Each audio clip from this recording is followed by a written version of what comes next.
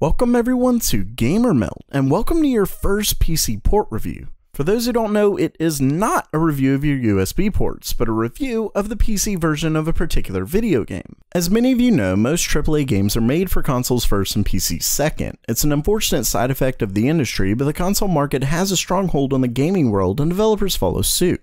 The worst part is terrible ports. Of course, I will say that I'm not just doing ports, I really do any PC game, but it's usually ports that are the worst. Some developers take them more seriously than others, and it's this review where I go over just how good the port in fact is. This video won't be very long, but I may make them longer over time, and let me know what you think as well as what you'd like to see me go over moving forward down in the comments below. Anyway, as you can see, and read if you saw the title, this is for the new Resident Evil 2. Well, remake, so not all that new. The developer calls it reimagining, so it's also not that similar.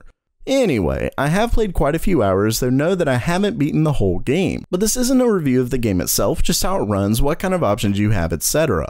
First, let's go over your options, and as you can see here, we have control settings, which is for a gamepad. Now, there's only 3 configurations here, and you can't set new keys, but it's at least nice to see. Next is key bindings, which honestly I consider a must for games. You can pretty much change anything you want here, so that's always great. The next is run type, which is whether you want running to be on a toggle or a hold. Moving down is mouse buttons, which reverses your right and left mouse clicks, then cursor lock to stop your mouse from going outside of the window, which is good for windowed mode or if you have a second monitor. Next we have auto reload for whether your clip automatically reloads when it's empty, though if you're like me, you reload too often to allow a system like that to do its thing. Honestly, I didn't even know that this was here and it is actually turned on, so clearly I don't use it. Then we have reticle deceleration, which controls how much your movement slows when you're over an enemy. Basically, I'd call it the easy button, unless you have it too high when it's over an enemy's foot and you want it on their head. Then we have aim assist on or off. Then for controllers, whether you want vibration on or off, which is a nice addition. Moving over to the camera section, you can invert the up and down, then there's field of view, which basically just takes the camera further back or forward towards your character. Obviously the middle is what they're wanting you to see, but hey, if you want to see a larger picture, you can back that up a good bit. The rest are sensitivity options, and they actually have built-in controller sensitivity options, which is really nice for couch gamers. Moving on along to the display section, which is pretty typical, except you do have the option for HDR mode, which would be nice if I had an HDR monitor, but alas, I do not. Oh, and you can change your reticle and dot colors, though through a fairly limited amount of colors, but still a decent addition. Moving on to audio. Here, there's your normal audio sliders along with surround sound settings and real-time binaural audio. This is basically just a setting you want to use when you have headphones, otherwise it's not really needed. This brings us to language, to which it does have quite a few here, and then subtitles on or off. Really what's interesting and what I've been wanting to get to is the graphics tab, and this menu is absolutely brilliant. Not only are there tons of options to utilize your GPU to its fullest, from anti-aliasing to textures and lighting effects, but it actually shows you exactly what each setting is doing with an image of a scene below it. And sure, I'd prefer if it was a moving scene or something like that, it's still a great way to show exactly what each setting actually does. Not only that, but it gives you an estimate of how much video RAM each setting uses as you tick through each one.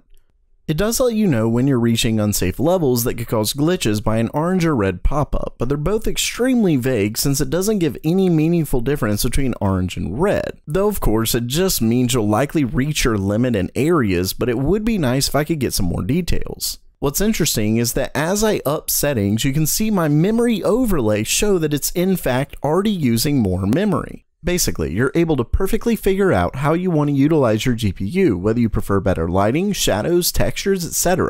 Now, let's go a little through this screen.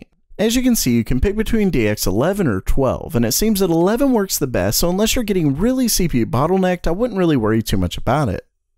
Then you have your typical window display modes, full screen, bordered, and borderless.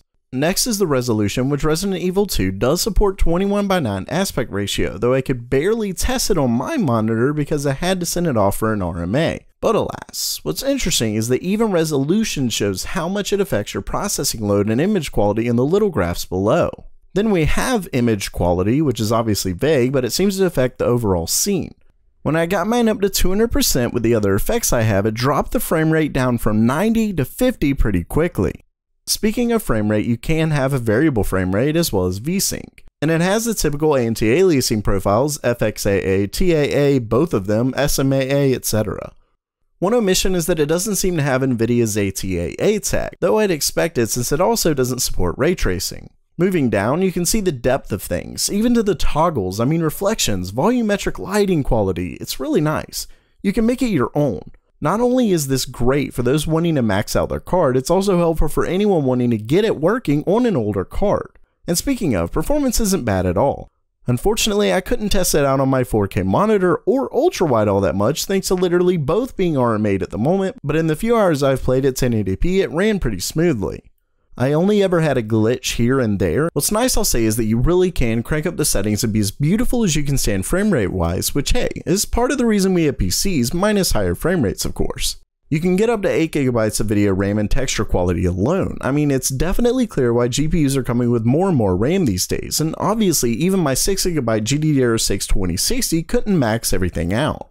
And I do suggest you go through the settings because I was able to get a good bit over 60 FPS, and yes, I have to keep it at 60 because that's what this monitor that I have currently is at. But I had it there with things turned up more than they were on the default. Of course, with all of that said, it is a AAA title, so decent GPU is needed, and it does suggest a minimum of a Radeon R7 260X with a Core i5-4460, as well as 8GB system memory, and that is the minimum, which I can attest to because with minimal programs up, it was happily using 10GB, so RAM is an absolute must.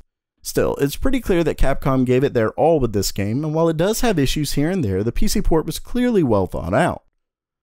So while that does it for today, what did you think of today's PC port review?